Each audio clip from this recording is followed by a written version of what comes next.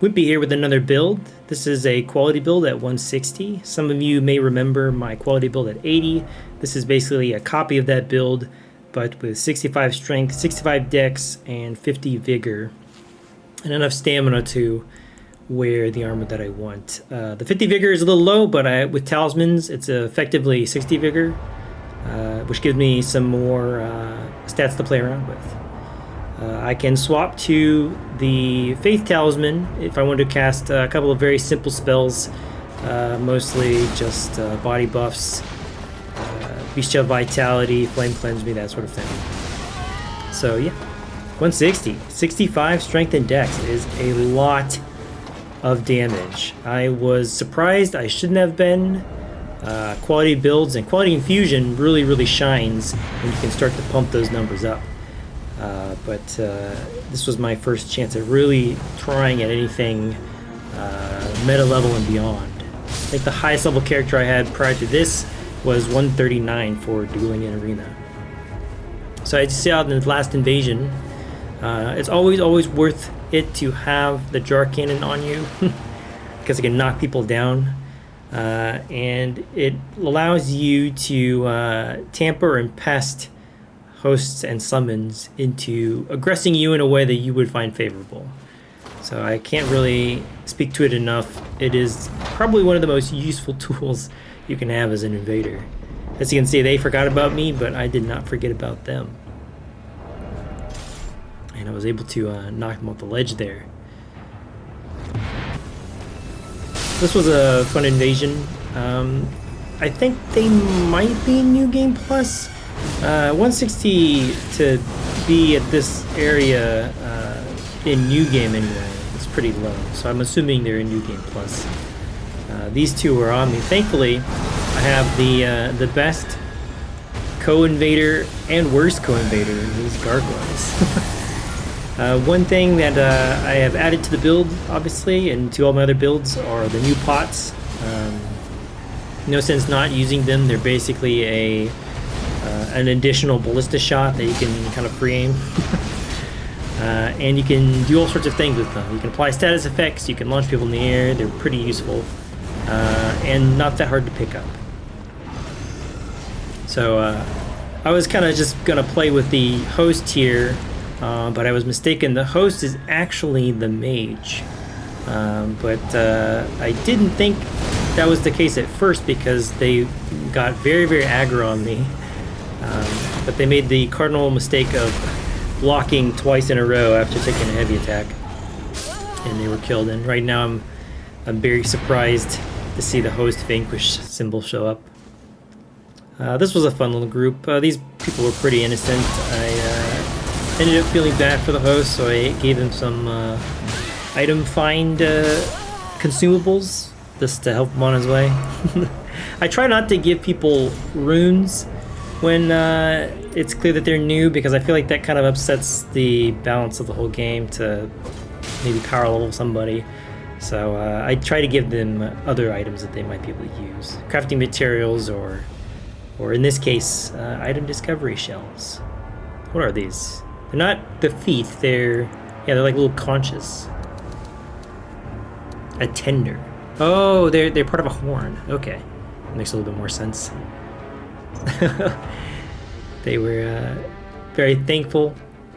I think I put my weapon away here, try to get them to know that I mean them no harm. But it's nice to see that even at 160, you still get people that are relatively new to the game. I was thinking it would just be mostly sweats left. Here, this is a fun clip. I thought about going to fight this blue up here. They got summoned in to fight me, but I think he was having a rough enough time as it is, so we get to sit back and enjoy.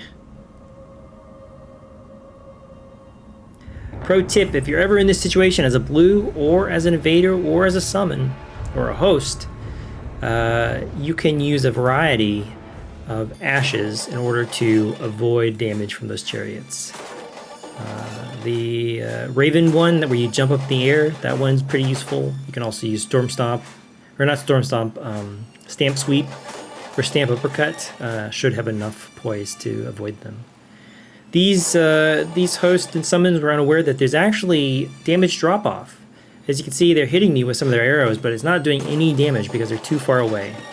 They were camped up there in this little corner, and I decided that I didn't really want to fight all three of them on that staircase. I was going to wait it out and see if any of them would attack me. And eventually the host here decides that he was up to the challenge.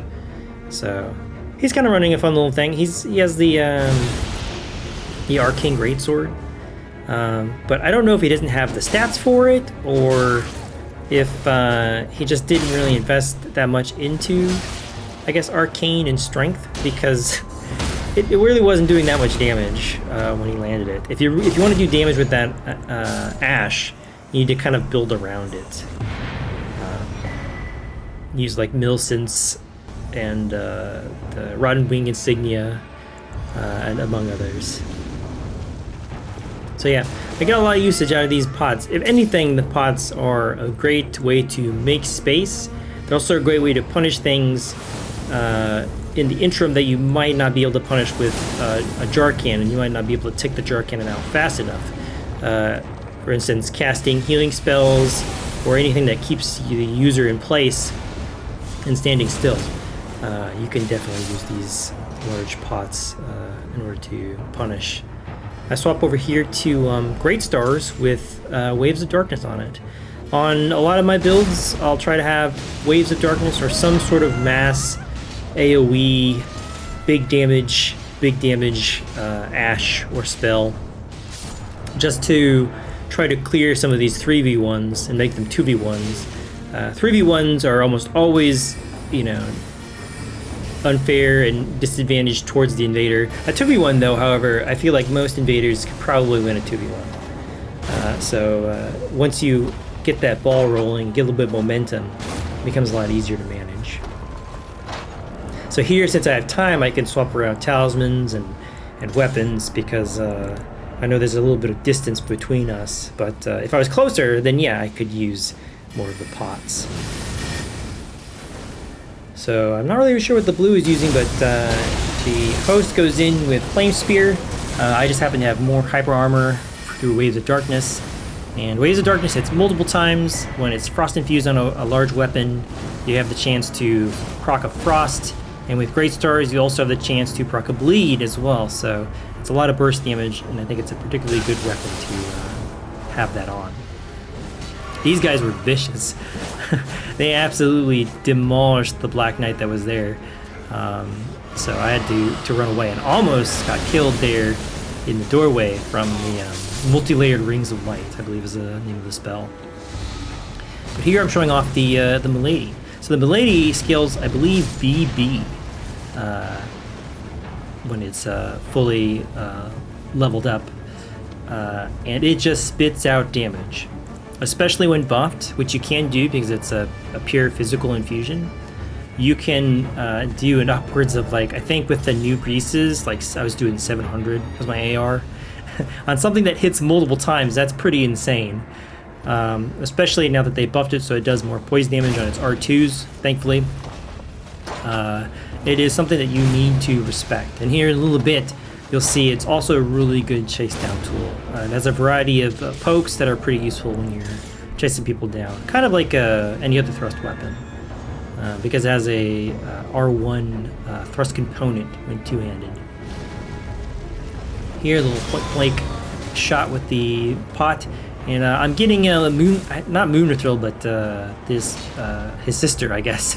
Getting her involved. That NPC is absolutely vicious. Pretty easy to avoid because they're using a see, look at how much damage I just dished out on that summon. It's not Moonrathrill. It's like Moonrathrill or something. It's a very DLC name. It's like something with an ithil at the end of it. No, it is Moonrathrill. It's Moonrathrill and Moongrum. That's right. But anyway, as you can see, when they connect the hit, it just does so much damage. Mind you, we are 160.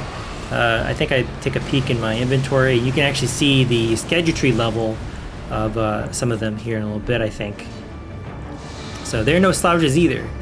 and Moonrathil is able to hold their own. So with the Milady, I feel like the bread and butter is really just the R2s, either the neutral R2 if you have some good spacing, or the jumping R2 because it's not parryable and it covers quite a bit of distance, and it's basically guaranteed to hit twice. But here you can see I kind of mixed up a little bit. They start mashing at a hit stun, so I do one roll backwards and then do a charge R2, and then following up the poke. And again, that poke has a lot of distance, so I was able to finish them off as they were going back to heal, I would assume. So yeah, Milady might be one of my favorite DLC weapons. It works well with basically any infusion. At 80 quality might not be the best, but now that I have 65 strength and dex, it is doing work for for something that I think the base AR was in the 500s, almost 600. Pretty crazy. Now, could you get more damage if you're doing pure strength or pure dex? Pure strength, I believe. I'm not sure about pure dex. That being said, part of it is the flavor. I kind of like just being a normal knight, just a normal dude, you know. And with this stat spread, I can basically just use any weapon. So, provided it doesn't have a faith or int requirement. But yeah, something that I don't really use here because I'm using mostly infusible weapons. A lot of the somber weapons are essentially quality weapons, the quality in their scaling. So the McKellen Knight's sword, Godfrey's axe, those are also very good quality weapons, and they would do very well with this amount of dex and strength. I think Godfrey's axe was hitting for 900 AR. Again, all physical. Godfrey's axe is not buffable, but McKellen Knight sword is self-buffable, so yeah, you get a lot of damage. But for right now, I'm just focusing on kind of quote-unquote normal weapons. So these guys are making their way through the level. They're a bit hesitant to drop down where the... not the tree sentinel. What are those called? Tree spirit? Erd tree? Avatar? Yeah, where those are sitting, because those will absolutely destroy you. But someone did turn his back to me, and again, 3 hits, basically an R2 into an R1 as a combo, insta-killed that person. Now, you know, they might not have that much vigor, you know, whatever, but that's still a lot of damage, because remember, it has to go through defenses. So, he got me with a flaming strike. I was honestly not expecting it. I went for a backstab, and I paid the price because of the lingering hitbox. Here you can see some good chase down, right? So not only is the running R1 while two-handed a poke, but the jumping R1 while two-handed is also a poke. And again, deceptive range. Very, very useful. I think this is the last invasion. This was fun. These two were from Japan.